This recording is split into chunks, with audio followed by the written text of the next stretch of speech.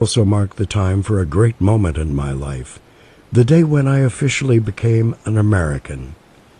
As soon as we had arrived here in the United States in 1980, my family and I began the process of becoming American citizens. Given whom my father was, the process had gone smoothly, but we still needed to wait the required years for the final swearing-in ceremonies. That fall of 1987 was my turn to swear allegiance to the United States of America. While I was at SUNY Brockport, my family in West New York received the official notification letter of my citizenship hearing at the Superior Court Administration Building in Jersey City, New Jersey. My naturalization hearing was to occur the 15th of December of 1987, and so, a few days before my hearing, I made the trip down from Rochester back home. I brought along my Navy full-dress uniform in which I wanted to take the oath of citizenship. The day of the swearing-in, I dressed up in my naval uniform and proceeded to the court. Once I arrived there, I completed all the legal paperwork and waited with a large group of people in one of the courtrooms for the swearing-in ceremony.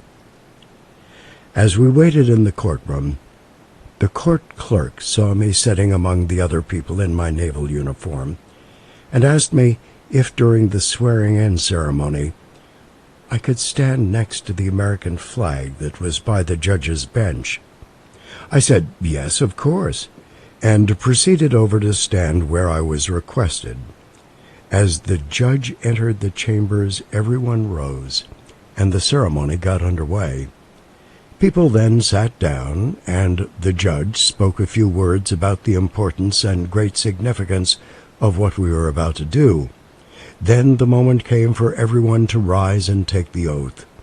I stood next to the flag at attention, and took my oath of allegiance to the United States, a moment that will remain in my mind until the day I die.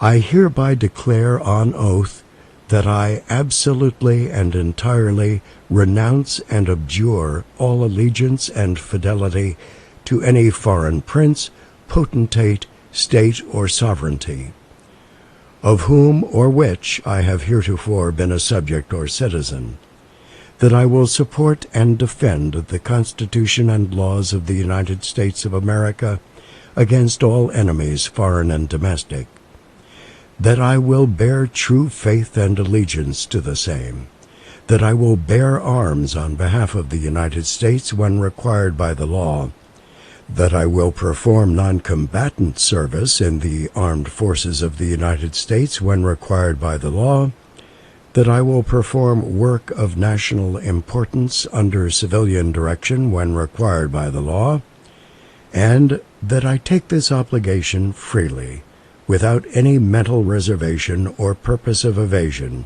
so help me God. I was now officially an American. I felt blessed and lucky to have been given the opportunity to live in such a great nation, and had been saved from the oppression and horrors of communism. As I stood there next to the American flag taking my oath, feelings of patriotism for my new land swept over me, and I felt very proud of what I had done. After the oath, everyone was cheering and congratulating each other. Then we were given our citizenship certificates, and the ceremony was over.